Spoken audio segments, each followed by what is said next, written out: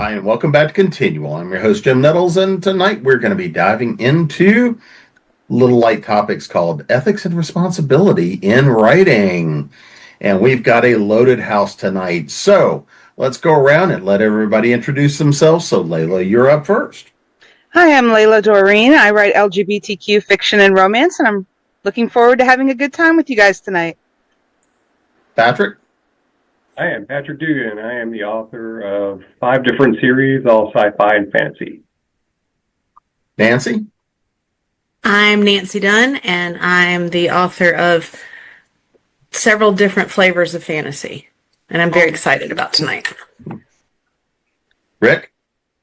My name is Rick Gualtieri, and I write horror, comedy, and fantasy, so all sorts of horrible things happen in my books, so can't wait to talk about them.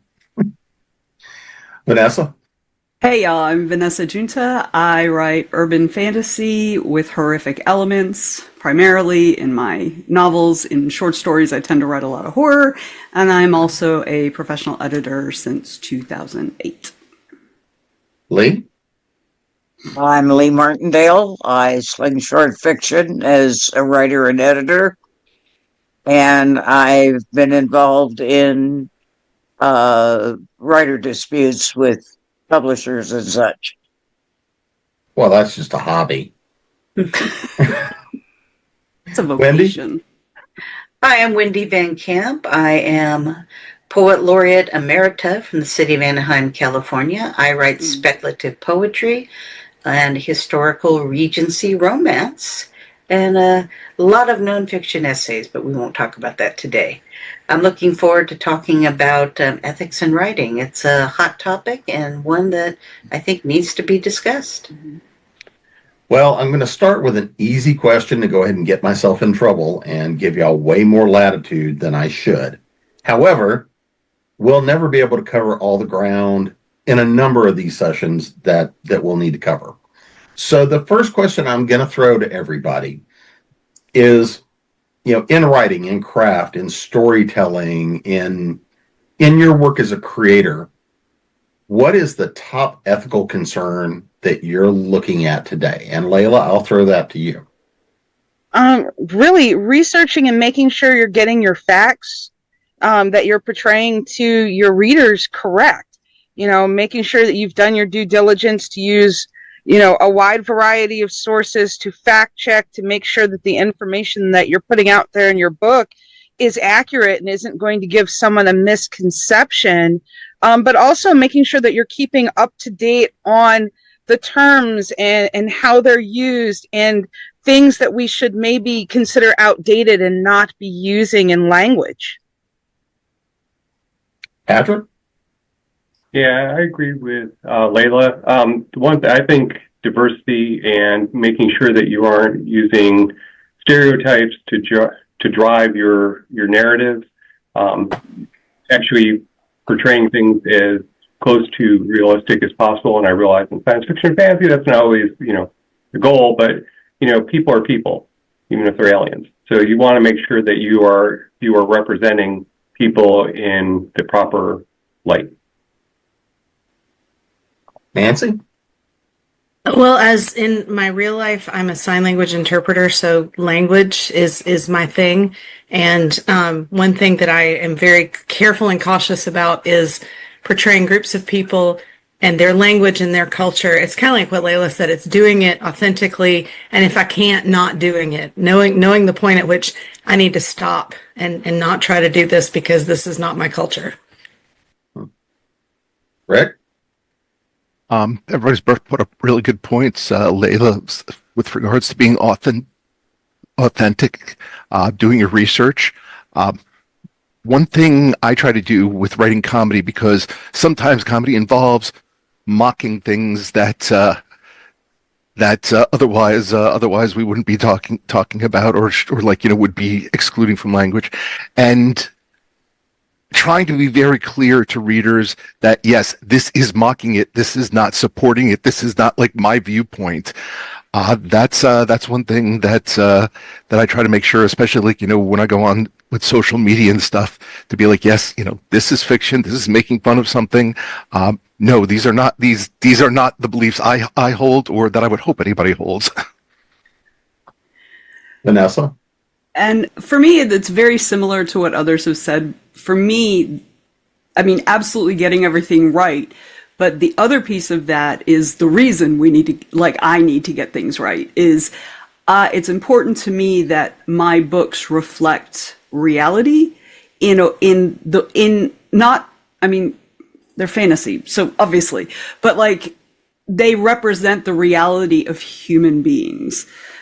So I need to get all that research right if I'm writing a Black character, if I'm writing a lesbian, if I'm writing a trans person, if I'm writing a religious person, if I'm writing, you know, anything that I'm writing, all that research is important because one of my top ethical concerns is showing the diversity and how people are actually more alike than they are different.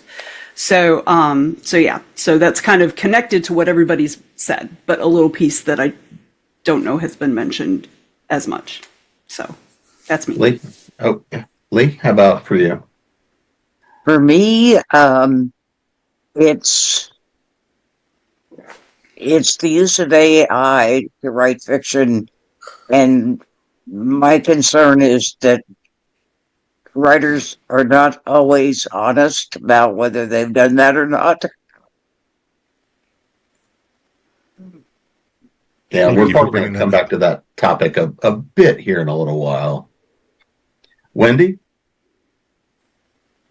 Well, I certainly agree with the comments about research. I do write Regency historical books, and I do a lot of research to get the language of the period correct and to explain the customs in a way that isn't jarring to the story so that people realize this is a different time period, customs were different, and that it's a different culture than what we have today.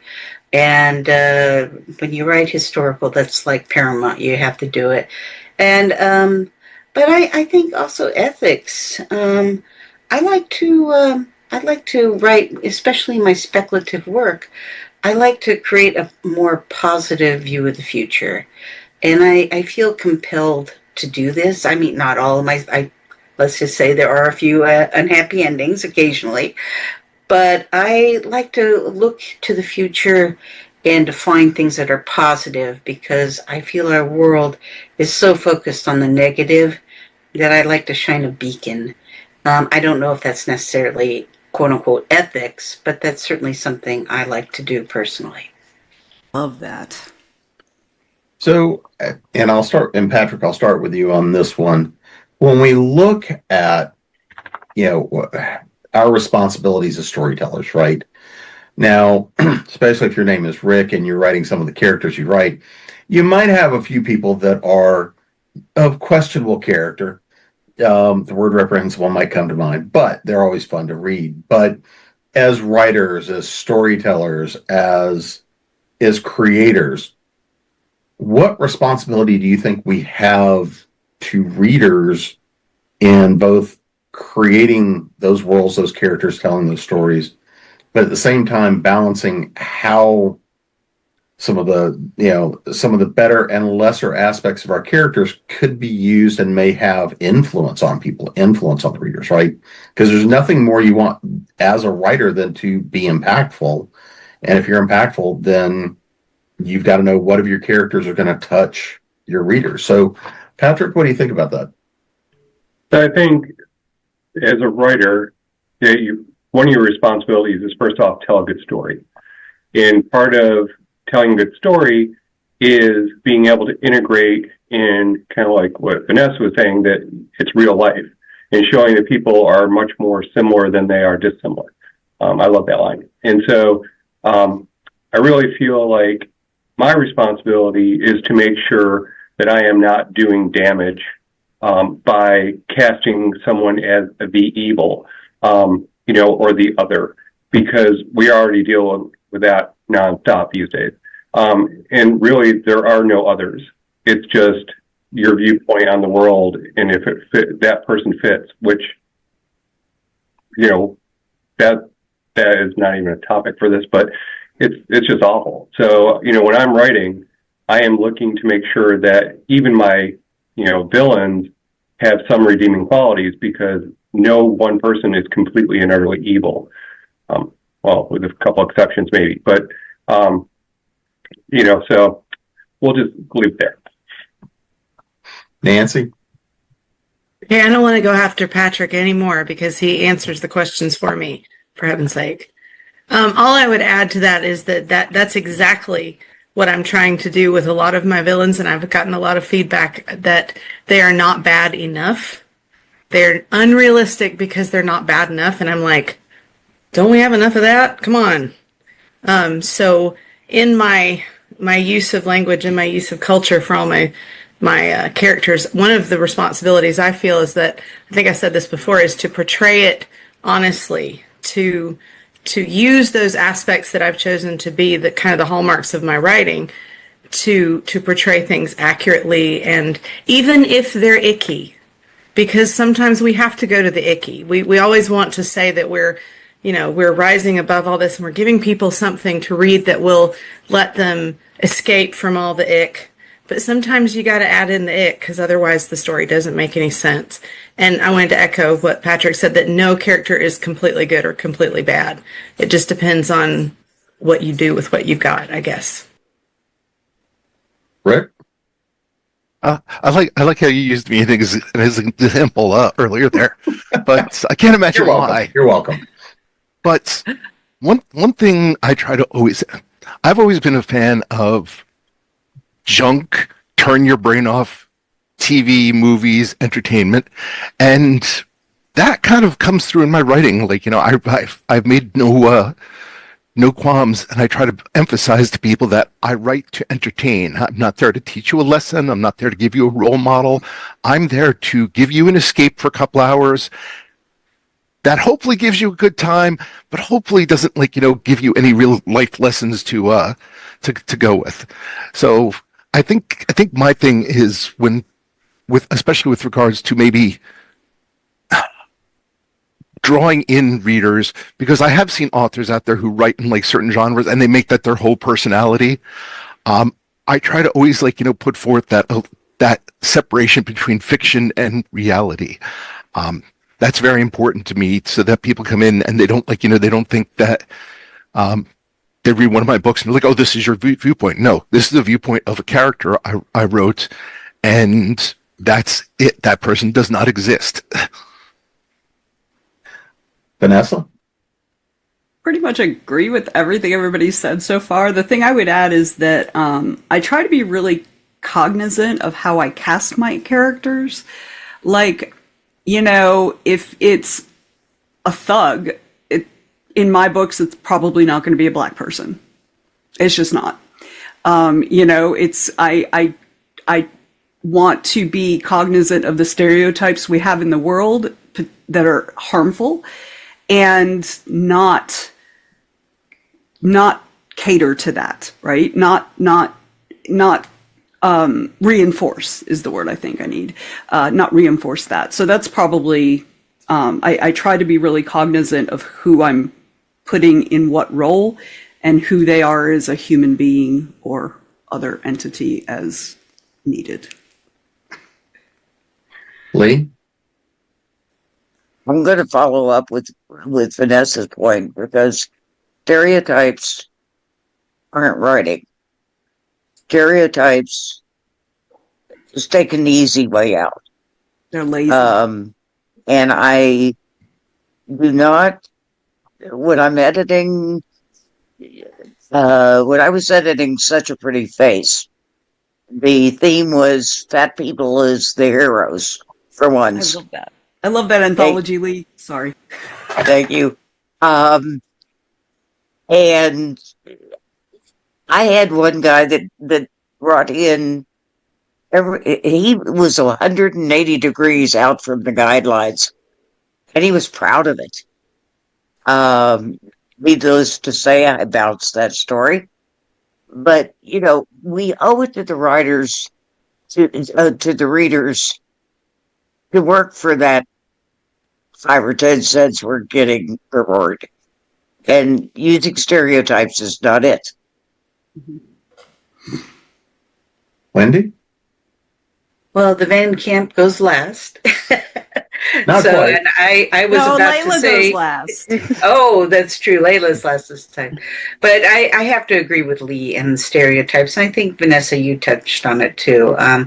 It's lazy writing. You should not use stereotypes. You need to think outside the box. As a poet, though, I do sometimes use stereotypes to help create images in my work. But that's not prose. That's a completely different animal, so to speak.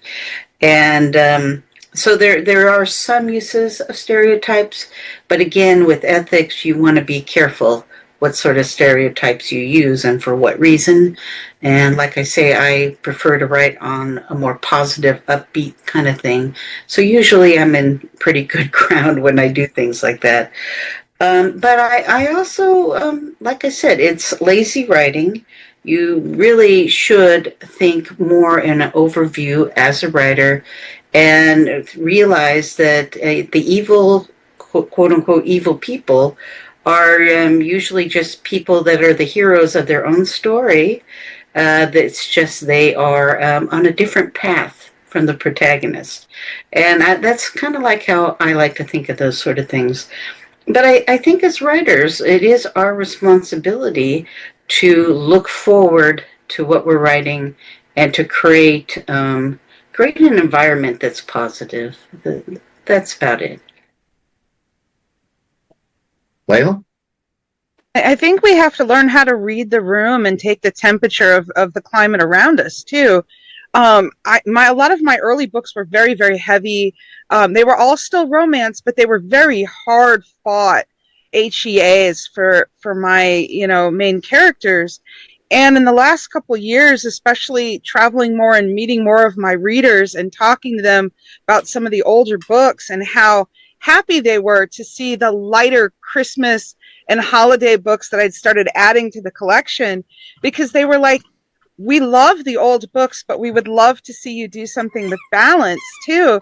And I'm like, I had to think about that. I'd never challenged myself to really lighten things up. And when I did, I discovered that I can write cute and fluffy, and I love it. And I have such a good time, especially with my daddy and little books for the holidays, and just making them super sweet and giving my readers something that is going to be light and bright. Because, as nice as it is that we're getting so much diversity in our TVs and our movies, we still have the books that have, the queer characters that just don't get their happily ever afters in the end, or that just, don't get a satisfying ending. So giving my characters that beautiful, fluffy, bright, Christmassy, happy ending that they didn't have to blow up half the world to get has been very important. You take all the fun out of it, not blowing up half the world. Yeah, but if I'm you're a going to blow romance up half writer. I the don't have world, to blow up half the world. right? You want to do it because you want to do it, not because you have to do it. Right? Right. If I want That's to how blow you up make the half meat the cute. world, You've I'll got- write dark fantasy and let my gargoyles loose. A perfect meet cute between two evil villains, each with their own I have doomsday a device. flash fiction about that. I actually have a flash fiction about that. So, Nancy, I'm going to start with you on this one, so you don't have to go after Patrick this time. We've kind of danced around this some, the notions of responsibility and research and storytelling and telling characters, whether it's diversity, whether it's things like mental health, whether it's demographics, all these kinds of different factors. When you look at the ethics of what we have, and because again, ethics, morals, all this tend to be tied to us individually as creators. We have the responsibility, we have the contract we have with ourselves, that as to what are the stories we'll tell, what are the kinds of characters we'll create, what lines will we or won't we cross. So, and ultimately, again, we have a contract with our reader in the story we're going to deliver. So if you're looking at research, when you're trying to find when you're trying to find the right way to tell the story, to create the character, whatever else the case may be, how do we go from your perspective ethically about that process? And do you have a good example of something where you kind of had to struggle a little bit? I just unmuted because I thought I was still muted. Wow. Maybe Patrick should go first. A good example, I think, is in one of the books in my fantasy series. I have a character who is, by non-fantasy world standards, because that's a different thing. She's bi, and she is figuring out as the book goes along that she's bi, which is not something we see very often, because I think, kind of like us Gen Xers, the bi community is kind of off over here on the side, and unless you're in it or you have good friends in it, people don't really understand what's going on. So part of what I wanted to do with that character and with that particular book was I wanted to show somebody figuring out that about themselves. There are books about people figuring out that they are gay, they are lesbian, they are racist, they are not racist, they are raised by wolves, whatever. There are all these books, and then it just seemed like there was a missing piece. So I took that character, who I kind of already felt like that's where she was heading, and just went completely bonkers with it. And thank God I have a wonderful beta reader who is also in the queer community who is like, okay, calm down. So I think what's important, what I was getting at here, is that with that book, that was the first one that I actually, it's not the first time I've used a sensitivity reader, but it is the first time that I've shared that responsibility, I think, with somebody who was one of my readers and has now become a beta reader for me, and who is really, really good at holding my hand while they say uncomfortable things about my writing. But I think that we can do all the research ourselves, and we can be very, very certain within ourselves that this is the story we want to tell, and this is how we want to tell it. These are who our characters are, but we are not in the minds of our readers. I don't know if I'm even answering this question properly, but this is just what was coming up into my head as you were talking, Jim, that just, we can do all of our research and we can get everything as right as we think it is. We can give it to our editors and they're, strip it down to its bare bones and say, start over. Just kidding. Not all of them do that. But you need to be able to trust someone that can be a sensitivity reader, or whatever you want to call that particular role for you, that will then sit you down and go, okay, that person's not real. Let's start again, which is what they did for me. I mean, they were like, do you realize that you're doing this, this, and this? No, I didn't, because I was being so careful to this way that I was completely ignoring that way, if that makes sense. Mm-hmm. So, yeah, I'm going to stop talking because I'm really not sure I was answering your question at all. Zip. Rick? Nancy brought up a good point about beta readers and such. I think our responsibility is to acknowledge that we don't know what we don't know, and to reach out and ask for help when we need it. I mean, certain things I can sit there and in a vacuum and do my research on and learn and present, and I'm pretty comfortable with that. But there are other things I do not. And if I present that just by myself, I'm going to get it wrong. So I think it is important. I'm lucky in that I've met thousands of people across a variety of lifestyles as I've been doing this, and most of them have been pretty open about, hey, if you need help about a question, or hey, I'm an expert in this, come to me. And it's like, okay, use those resources. Like Nancy, I have a couple of beta readers that I trust who will absolutely tear apart a story, but help me make it better, help me get characters right. And if I'm wrong about something, they will let me know. And I think, unless I am purposely, because sometimes I do, unless I am purposefully getting something wrong, for example, just to something that drives people nuts, guns.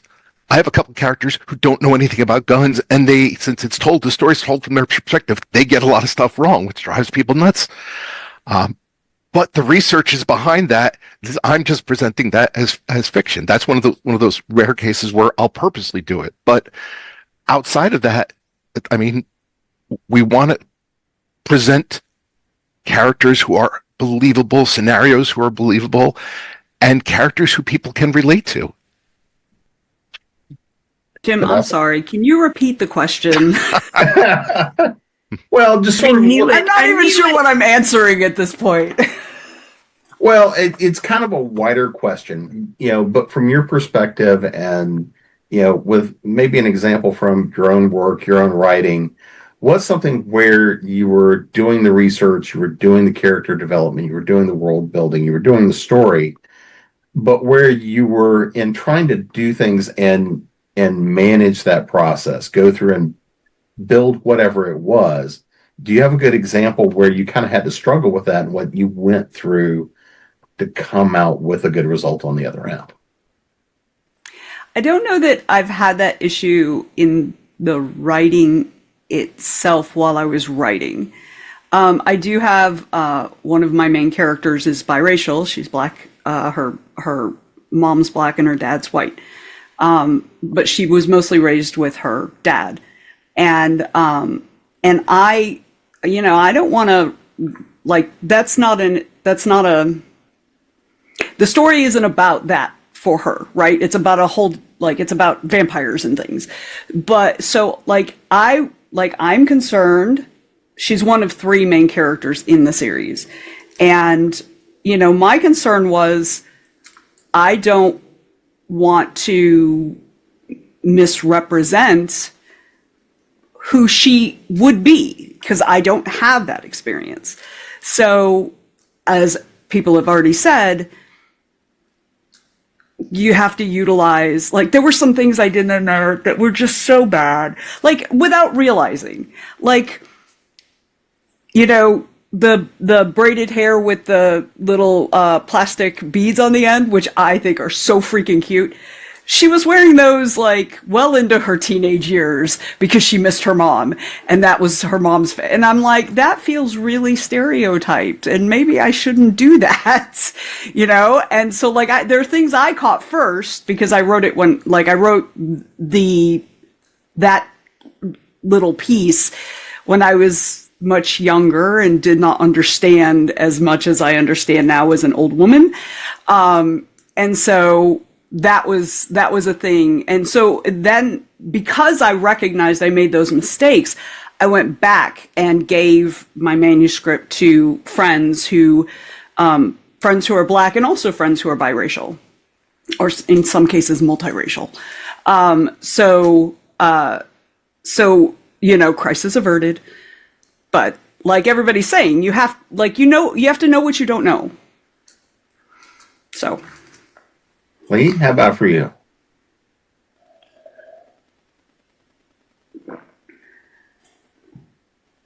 With very few exceptions, there's a lot I don't know about the world.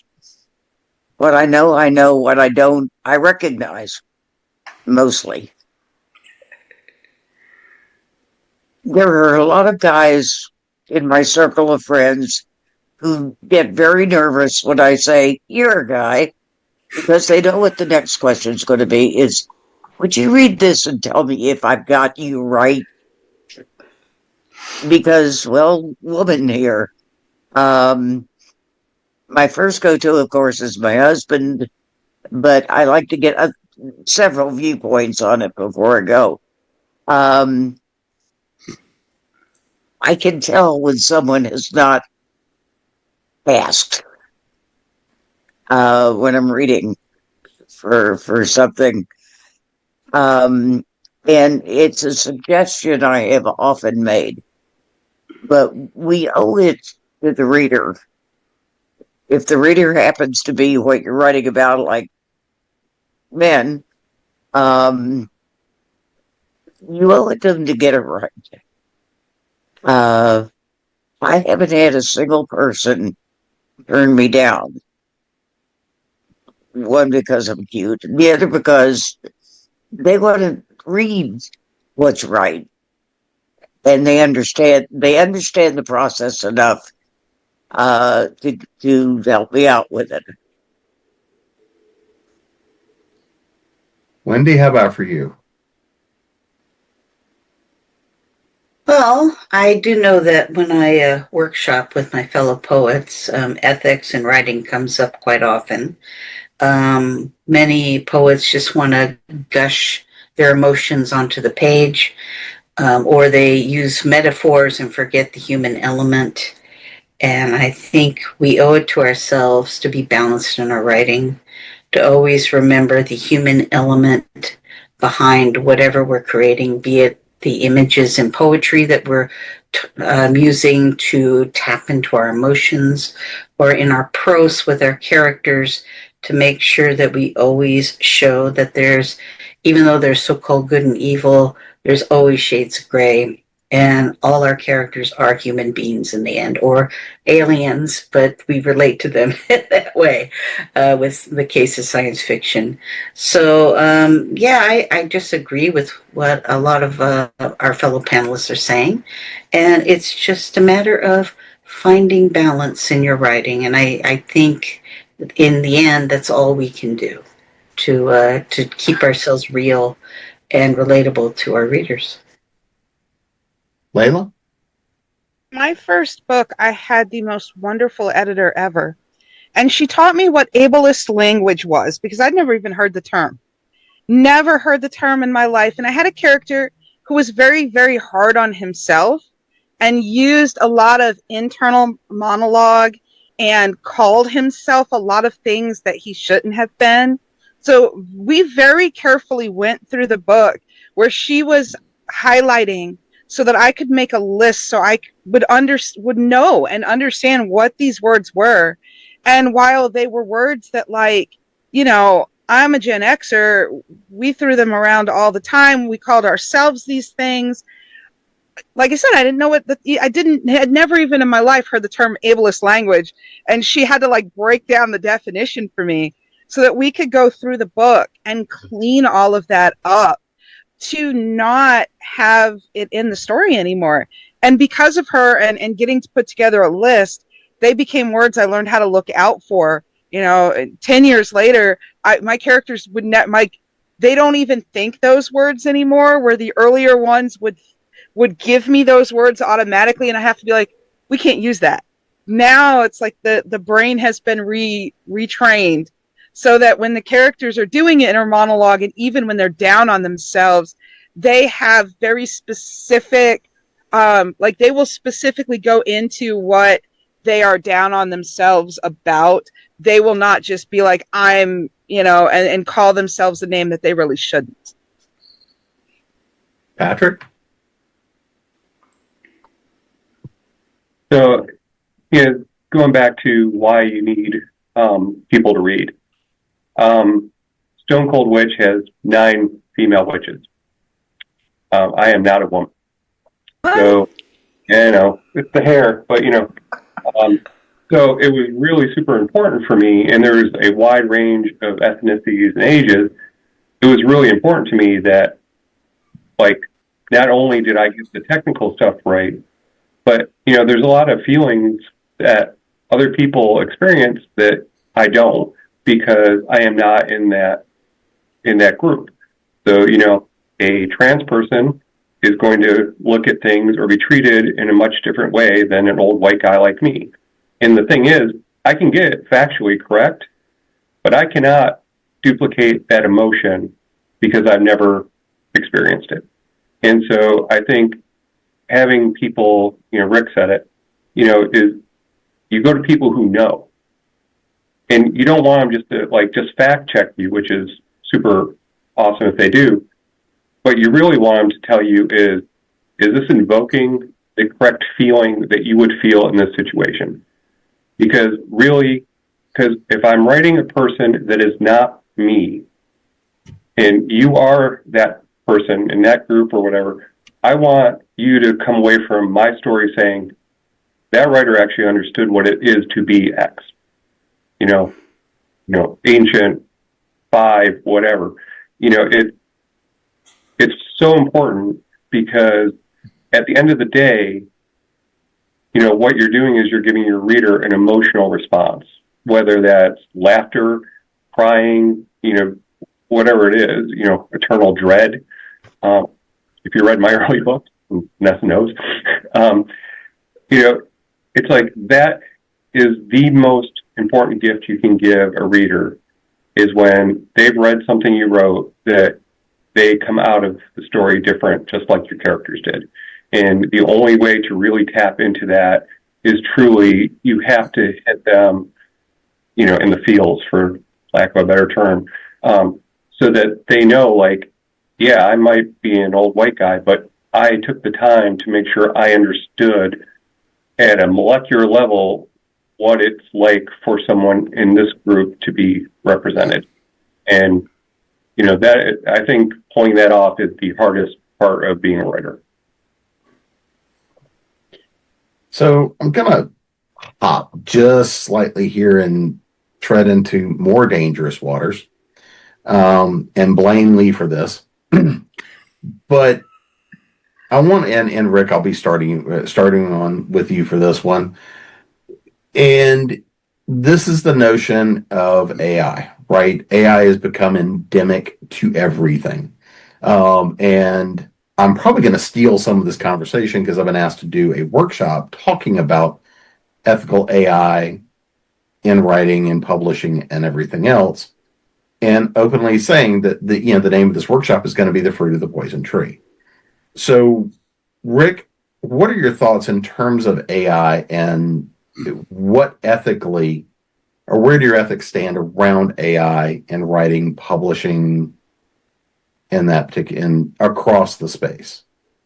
All right. So I think the most important thing, and this is unfortunately something I think a lot of writers fail at, is honest disclosure.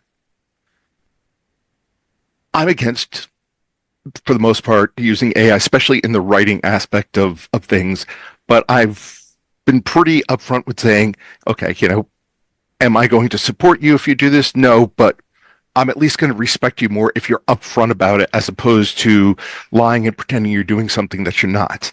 That is kind of a major thing for me.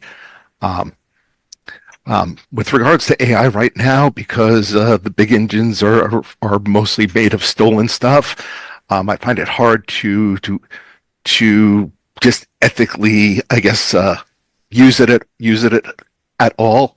But I will say this: if we take that out of the equation, from my perspective, using AI as a tool to get you from point A to point B, I see no issue with, you know, similar to using Photoshop, using spell check. If you use it as an end all be all, as in let me skip from point A to point Q, I am never going to be good with that. Never at all. But I think my major thing right now is there's so much lying going on with people, just like, you know, submitting stories to publishers or contests that specifically say no AI and then getting caught later. Until we root that out, all the rest of it, you know,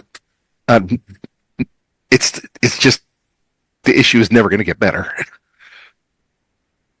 I agree. Sadly, there is no ethical way to use AI, because, as Rick says, they were all trained. Well, there are a couple very small exceptions, but all the big ones were trained unethically. So there's no way to use them ethically. But, and I say but only because it's a fact of our life now. It's a fact of our life. And I'm not going to belabor all the things. I think AI can be useful if we set aside that question. If we lived in a world where people were not awful about certain things, and it was ethical, it's useful for things like, I'm awful at titles. I can give you a log line, but I'm awful at titles. So I can say, hey, this is what the story's about. Give me 10 title options. And just like my own, when I do that, I probably won't pick any of those 10, but I'll use those 10 to, you know, jumpstart my brain and try to find something useful. But again, it's not ethical. But I do want to encourage people on the panel, but people watching as well, talk to your people about it. One of my closest friends was here this weekend and this past weekend, and we were at this event, and we were waiting for the thing to start, and we were just chatting, and AI came up, and I said, and I mentioned that they'd all been trained, and violated copyrights, including my own. And she was dumb. She had no idea. She had no idea. And she's not a writer. She's a reader, but she's not a writer. And so a lot of the rest of the public don't even know that work was stolen to train these models. So I would just encourage people, as part of our own responsibility as creators, to just let people know, not necessarily beat them over the head with it and, bludgeon them to death with it, but let them know, because they don't know. And they also don't often know the environmental impact as well, which is also incredibly important. So that's all I have to say about that. I'm tired of talking about AI all the time. I'm so exhausted, y'all. Lee, how about for you? I think the editor holds some responsibility. Learn how to spot it. Learn how to reject it. But the writer, if there's aspects of the work in progress that you've used AI on, I think a writer has the responsibility to maybe go back and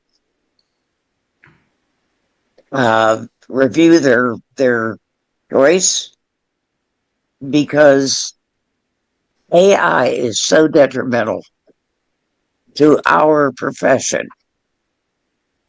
It wants to put me on a picket line somewhere.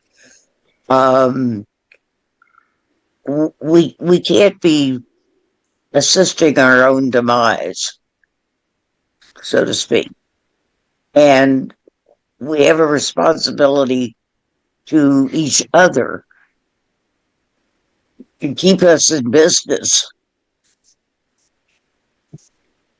Wendy? 100%. I was on a different podcast last week, and one of the people brought up, oh, you should create an AI for your website that will pose as you to answer questions to your customers, and thought this was the greatest thing since sliced bread. And all I could think to myself is, really, so you want to create a business as a coach, and yet you're turning over your coaching to a machine? What sense is there in that? And is this machine going to be anywhere as good as you are? And the answer, of course, is no. The human mind always will be superior to the machine. We have the heart and soul. We have far more connectivity than the machine. The machine regurgitates. That's really all it does. If you do use AI to write, you will get the medium. You will get basically slop that is going to come out of the machine. And it might be good for, a sixth grader, but that's about the level that it comes out, I'm afraid to say.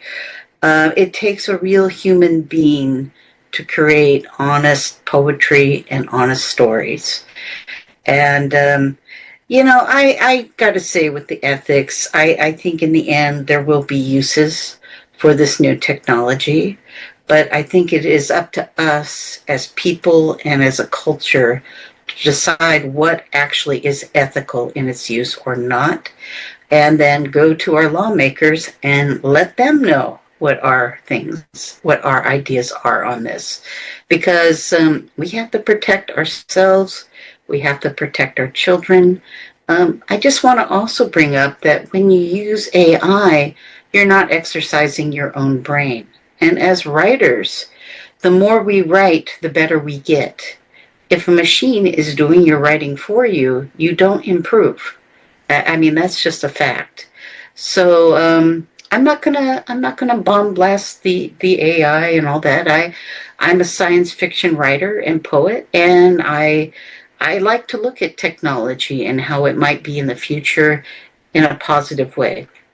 And I do see some uses for AI that are positive, for instance, in medicine and in science. It does a lot of the repetitive work that human beings couldn't do in that quick of time. And of that, I think there is a value in that, and it saves lives. So I'm not against AI for those purposes, but the thought of replacing our human voices with a machine, that's just something that we all need to discuss and set up some laws to protect people, quite frankly. And I was very glad to see the latest lawsuit against OpenAI, where they're having to pay the writers that they stole from many thousands of dollars.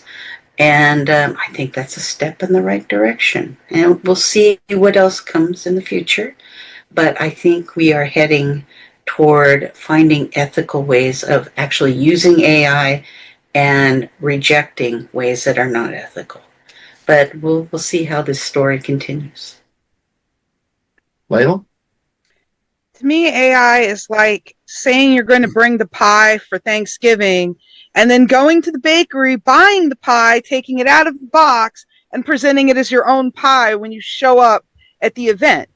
You can say you're going to bring the pie, and you can bring it in the bakery box, and kind of like Rick was saying, it's all labeled that, hey, yeah, I went to the bakery and I bought this pie.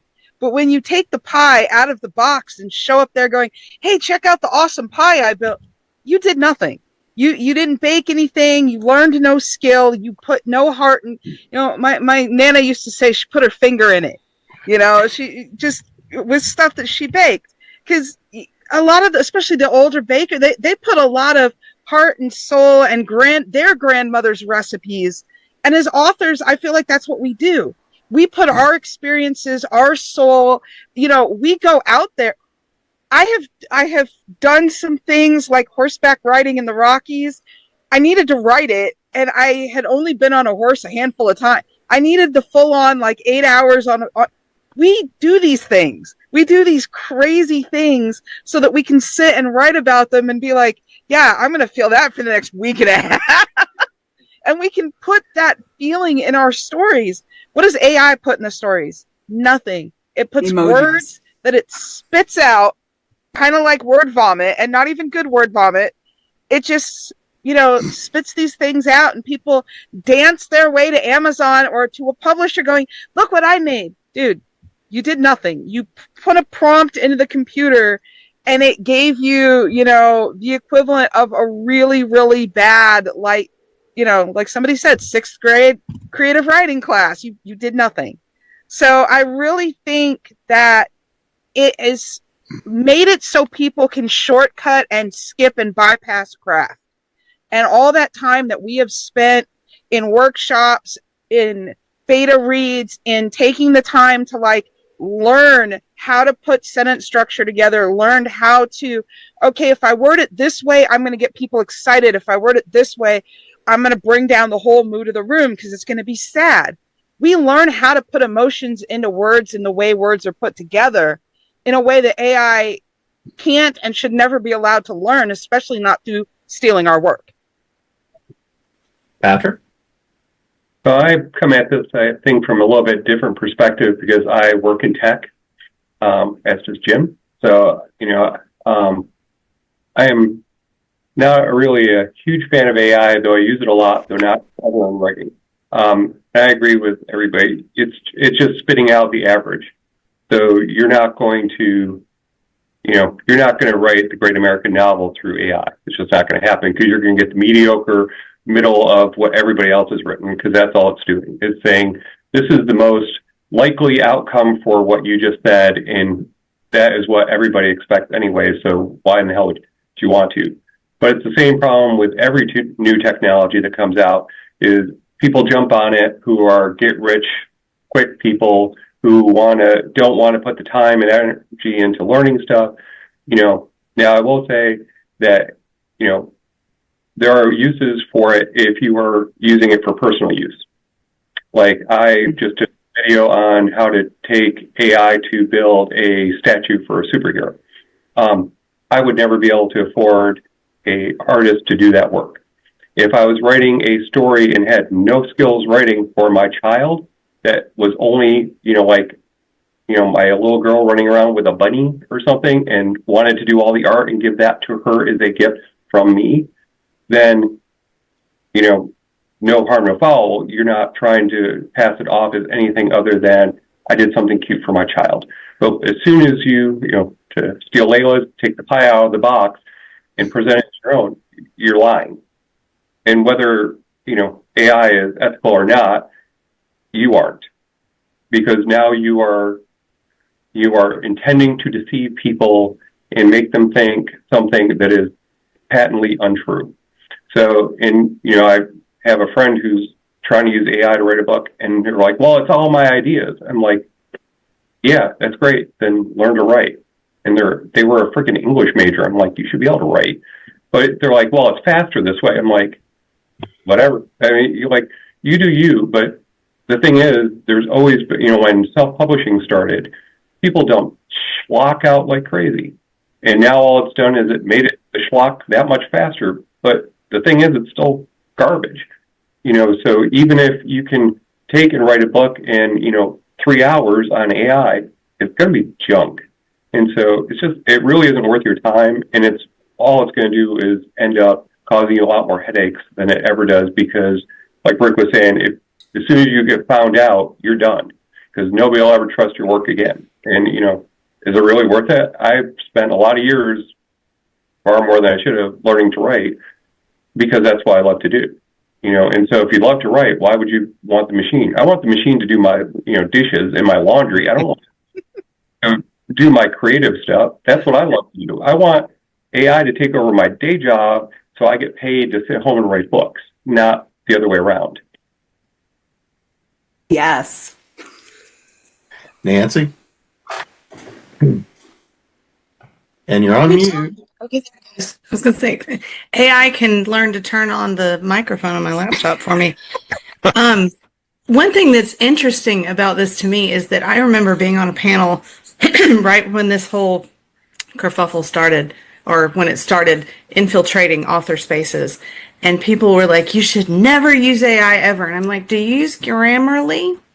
Do you use ProWriting Aid? Does your computer have spell check? Baby, you have used AI, but that is about the end of where you should be using it. Now, I am the biggest pacifist on the earth, and I came upon a bit in one of my books recently that had to have a fight.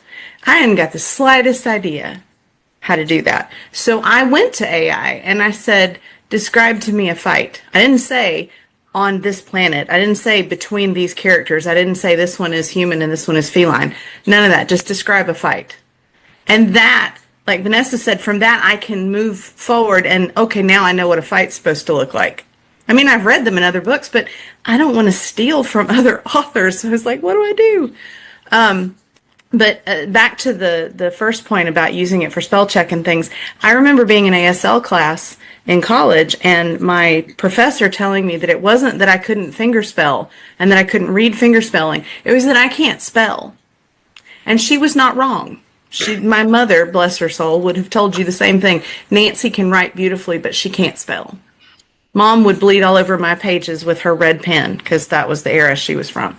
So I think using it for things like that, like Patrick said, where it's just repeating, it's ingested a dictionary and now it's telling you what it has learned about how you spell this particular word. I don't have a problem with that. And I would not lie to anybody and say, oh no, I can spell. No, because I can't spell. But to use that as an example, but I would never, why, like you said, Patrick, why would I let it do the thing I like to do? Please go do my laundry. Please clean my house. I mean, we get into a lot of these conversations at work as well because I work in disabilities. And there was the whole thing with NaNoWriMo where they said that this leveled the playing field because saying that you couldn't use AI was ableist or some such nonsense, whatever. We learn how to do these things. We've already learned how to do these things. So why are we so quick to give up and let something else do these things. That is what doesn't make sense to me. And that's why I would never let it write my books for me, because that's the fun part. I mean, I did these except for one. Did I use Photoshop? Yes, I did. Can I draw a stick figure that's not bent? No, I cannot. But I took the time to learn how to use these tools, but it's still me. It's still my ideas. I'm not just saying to the computer, please come up with a cover that has something. My husband said that this one over here looks like a parrot. I think it's because of the green face and the eyes. Come up with something that has light blue eyes that looks like it's part of a tree. No, I did, God, it's backwards. I did that myself. And that's what like what Rick said. If you can't say I did this myself and be honest about it, then maybe you should rethink like all your choices. I don't know, maybe. Funny that you mentioned the fight scene. I was trying to help a friend. I've done martial arts for 30 years.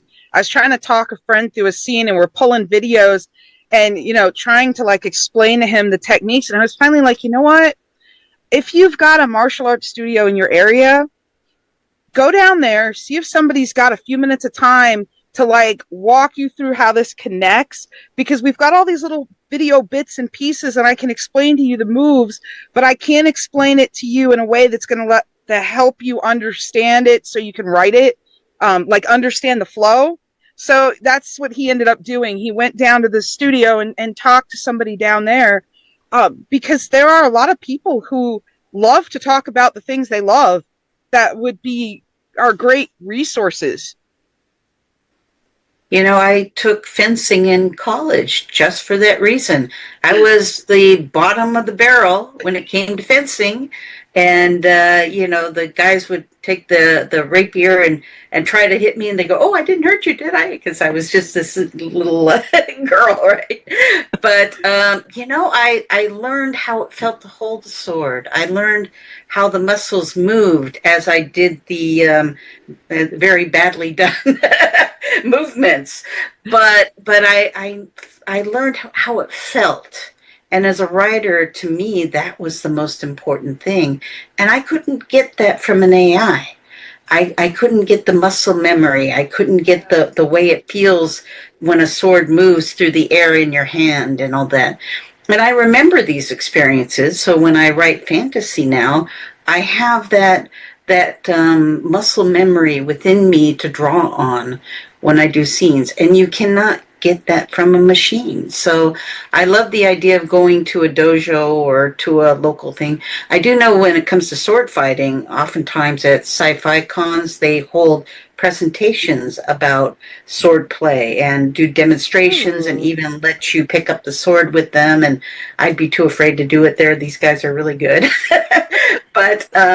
But these are resources to you as a writer to draw on, instead of just turning to a dull machine. And frankly, I think it's a lot more fun. But I'm just saying. Yeah, I'm a theater kid, so to me, I was using that to do the blocking for me, and then I had to fill in all of the acting and everything, because I don't know what it is to stare down a dragon that's 57 times your size. I don't know where I'm looking, all these kind of things. Once I got the blocking in my head, I put that away, and then I wrote what happened and who did what and all the banter. The banter. How can AI ever do fighting banter? No, anyway, no. Never. That sounds like you found a good balance, Nancy. Oh, I'm sorry, Layla. Oh, no, it still only counts as one, that epic banter from Lord of the Rings when they're... Well, I keep the 6-foot claymore over here for a couple of reasons. One of which is just in case one of these machines sitting here on my desk decides to become sentient. Number two, you never know when you're going to have to, swing something to make yourself feel better for the day. So, and again, we're kind of just really hitting the surface here of things, but I do want to hit at least kind of one round of question for anybody that's out there about ethics in the business, right? Now, outside of publishers, because we know that they're not entirely human, for everybody who knows who I'm poking out there. But anyway, so Venessa, I want everybody to kind of have that one shot of what's something about the business and the industry and ethics and sometimes the lack thereof that we see today? Well, this actually relates to AI. There's always been scammers in publishing. There's always been vanity presses that are trying to take the money of the authors and, inexperienced authors who don't understand how publishing works. But there is a huge uptick in those scams now, and they're using AI not just to send the emails, but to actually have video calls. They're using video AI. They're using visual AI to do video calls with potential authors and representing themselves as publishers. And so for me, that's the biggest. I mean, yes, publishing as a business has ethics issues, particularly when it comes to diversity and equity within publishing and all that. That has gone on time immemorial. The newest piece, though, is the incredible rise in scammers. And because the emails are much better written than they've been in the past, because they are AI, they're better written than they used to be. They're harder to spot, especially for novice writers who don't know the business yet. So that's my biggest ethics concern within publishing right now, because I run a writerly support and education group, and we're almost at 1,000 members just by word of mouth. And, we have a lot of new writers, and I worry for them, with this awful rise in AI publishing scams, for lack of a better term. So that's my issue. Lee, what about you in publishing? My main concern is plagiarism. It's rampant. And AI is right at the head of the pack. They claim that they're just learning. This claim is not viable because yes, they're taking the style and the syntax from various authors. They're also taking whole paragraphs. Mm-hmm. It's theft, pure and simple. I think Venessa mentioned this one. The Nth AI situation, there's a settlement made that supposedly will pay the authors affected $3,000 per book. I've been on that, by the way, just for say again. I said there's a number of pieces of criteria around that to get the payout, primarily being that you have the copyright filed. Yep. And a lot of indie authors do not. And a lot of small presses do not.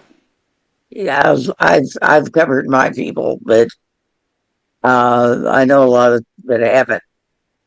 But my concern is that from the standpoint of the creation of the work, I sort of agree with Wendy about using it to block with. But when it comes to the creation of the work, AI is a threat. And I'll say it again. My concern is keeping us all in business. So that's also from the publisher standpoint. Wendy? Well, as an editor and small press publisher, I am concerned about what's being sent to me and how to spot if it is created by AI or not. Um, it's a really sticky problem. I get poetry from all over the world. I mean, from Africa, from Europe, from India. And I have taken time to learn to spot their cultural differences, and that if poetry is coming from this part of the world, if it fits in that kind of world mindset, and so it's not being created by AI. And yet I get some things from poets that seem so perfect and so classic that I have to wonder. And yet maybe that's just the way they write, because in their culture, maybe Kipling and all these are part of their education system, and maybe that's what they feel is poetry. But is it, or is it AI? I don't know. And it's starting to become more and more of a concern. And it's hard for me to know where to look to validate what's coming into my future anthologies. So I really don't have an answer at this point. I'm going to do due diligence because I want to have real human poetry in my books. I do not want to have things that were created by a machine. But it's just part of running a business, and I'm just going to have to train myself and come up with a solution as I can. And that's all any of us really can do. Yeah, Lee, go ahead. One of the things that, as an editor reading for something, there are tells. Something that doesn't feel right about the syntax. The same phrases showing up far more than if a human were doing it, and said a human had actually proofed their work. But there are tells, and they just sort of sit there on the page, flashing red. You get a feel for it. Wendy, don't despair. You will do it. But I'll try there my are best. tells. But that's there. It's possible to be able to spot the AI. Yeah. And the more of us that learn, the better. Layla? Well, I want to join Venessa in what she said, because it's not just scammy publisher things, but it's so much scammy marketing. And they are dumping, and to some degree, hundreds of emails a week in newbie authors' inboxes, offering to help them market, to make promotional videos for them, blah, blah, blah. And if they do deliver, it's AI created. And most times they don't even deliver. They're just, robbing these newbies who are thinking, oh, somebody's going to help me market, and I don't know anything about marketing. And they've gotten so good with these scams that they've infiltrated so many of the Facebook groups that I can't tell you how many times I'll come across a post, with a new author going like, is this real or is this a scam? Or, hey, I just got offered this thing. Can someone tell me if I need to be blocking this person? Or, unfortunately, they're coming to the groups. They're bringing them to the groups. They're asking for advice before they jump on them, because there's so many other ones who just jump on and are like, oh, I've been floundering with this for, months. Let me go ahead and try this. And then they get ripped off. The newest one now, somebody was talking about this book club scam where they are contacting authors and offering them to show up to do these book clubs. And then they get the author all excited. And then they're like, but there's a small fee for reader. So, the AIs have created so many scams within the industry that a lot of especially new individuals aren't able to spot. And they're falling for them. Patrick? Yeah, I'm one of those people who want to know what they're doing. So I actually went ahead and purchased one of those packages.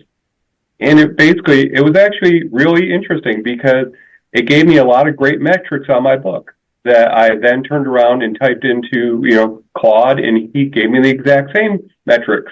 So I'm like, so, what it is it useful? Yeah, it actually was. It had there were a couple things on there I was like, I hadn't thought to look for that. So, yes. So was it a good use of my money? No.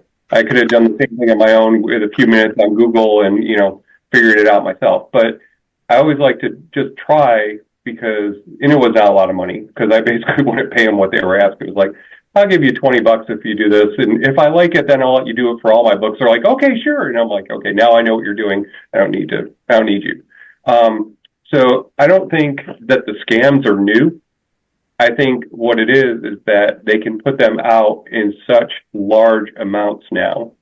And to Vanessa's point, they are much better written because they are not, being generated by people who, may or may not know the English language. And so, so it's my wife and I talk all the time about LinkedIn. It used to be like, if you got a post a day up, you were like a high performer. But now LinkedIn is useless because everybody just looks at what the top performers are doing. They generate 30, 40, 50 posts. They throw it in a scheduler and they just blast it, 5, 6, 10 times a day. And so your feed is nothing but garbage.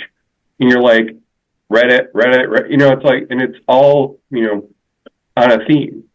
And then the top performer goes, oh, they're doing everything I'm doing, so I'm going to go over here. And then they all do that. And it's like, it's become, parrot culture. Who's popular. See, all my videos, I take after Rick. I just watch what he does, and then, I just basically do what he does with hair. So, so we're just, in there. Look at all the knockoffs of Lord of the Rings. I mean, God's sake, there were people who, I swear to God, sat down with the book open and wrote the exact same story, just changing the words and the names. And I'm like, these scams have been around forever. It's just technology. Every time we get a new level of technology, opens Pandora's box wider. Because, who in the hell would think that email would ever lead to spam? It's like, no, email. I can contact, Facebook. Oh, I can keep up with my friends. I can see their babies. And, then all of a sudden you've got, political maneuvering going on and, social, posturing and all. I'm like, oh my God, it's a hornet's nest. And we've kicked it many times. So there's my point. Nancy? Two things. One, unlike Patrick, I did not give them money, but I've started engaging with these emails like, oh, you read such and such book. Like they'll come to me and say they want to market Darkness, for example. That one over there, dang it. Anyway, that one is the first one in a second series in an expansive back catalog. So I know they didn't just stumble over it, but I like to go through and go, so what did you like about it? And then the sales pitch starts again, or they just go back to the beginning and they repeat what they were saying again. I did a blog post on it where I actually copied and pasted in the email conversation that I had with, I don't know, she had a name like Melissa or something that made you feel like, she was a real person. I don't think she was. The other thing is, the question was things that are ethical in publishing, as I think the only person on this that is not part of a small press or not a publisher at all. I'm an indie author. I'm a self-published author. Same. One thing that I would ask for is follow up. Be understanding that I'm not new. I've got a catalog, but when I was a new author, I had started this one series. I started a second one. I sent it into this pitch thing. I got a request for pages. I sent them. Nothing. To this day, nothing. And I mean, if you're going to take the time to ask me for pages, send me back an email that just says ick or says something. But I got nothing. Man. So I just went ahead and I knew how to publish it myself, sort of. And I took some time and learned some new things and talked to some more people. And that book has been out since 2019. And I pray every day that I'm going to get the email back that goes, I got your pages finally and I love them. Well, sorry. Something. I feel like there's a lot, because there is a lot coming into, especially people who are accepting submissions. I feel like that it gets to the point, like I get sometimes at work with my students, where if there's too many requests coming in, I'm like, okay, yeah, I'll stack these up and I'll answer them later. That person doesn't know that I have all this going on. That person doesn't know that I've stacked it up and I will answer it. All they know is that they didn't get an answer. So, not that any of you lovely people would ever do anything such, just putting it out there to the universe. If somebody sends you a query letter and a horrible manuscript, dumpster fire on a page, at least write them back and say, I don't think so right now. Don't just leave it hanging. So, and go to my blog if you want to see me make fun of an AI marketing scam, because that was fun. All right, Rick, last word. All right. Well, stepping back from the AI, one thing I have always hated about this industry, and in all fairness, it's not just publishing, and I think it really just comes down to, this is the serpent in this Garden of Eden, is that bad behavior is rewarded as long as you're making money. It's rewarded, it's forgiven. I could throw a few names out there, which I guarantee everybody in this panel is probably going to know, of these people who have been in this industry for like a decade or more, who are constantly doing scummy things, but are constantly making money because people are willing to look the other way as long as you're making bank. Some of the biggest, author groups out there. Sorry, cattail and face here. They've done the same thing. Hey, here's a keynote speaker. Yeah, we know they've done scummy things, but they know how to sell books. Mm-hmm. That is really what it comes down to, is that as long as that persists, as long as we have that thing of, okay, yeah, you tried to buy your way onto the New York Times list, but you still sold 50,000 books, so we love you anyway. As long as we do that, it just encourages other people to do scummy things. Can I also add, can I riff off that? I think that is so important in terms of our own personal ethics as human beings, is not to be okay with that. So I help run a convention called Multiverse, and we had, yes, it's my favorite. We had someone who was going to be our artist guest of honor a couple years ago, and we were super excited about it. And then we found out he doesn't use AI for his main part of his art, but he had been playing, and he'd been very, very transparent about it. He was posting on Twitter about it and also about testing out AI, doing the backgrounds of some of the art that he does. He does a lot of comic stuff. And so we have a very hard line when it comes to AI.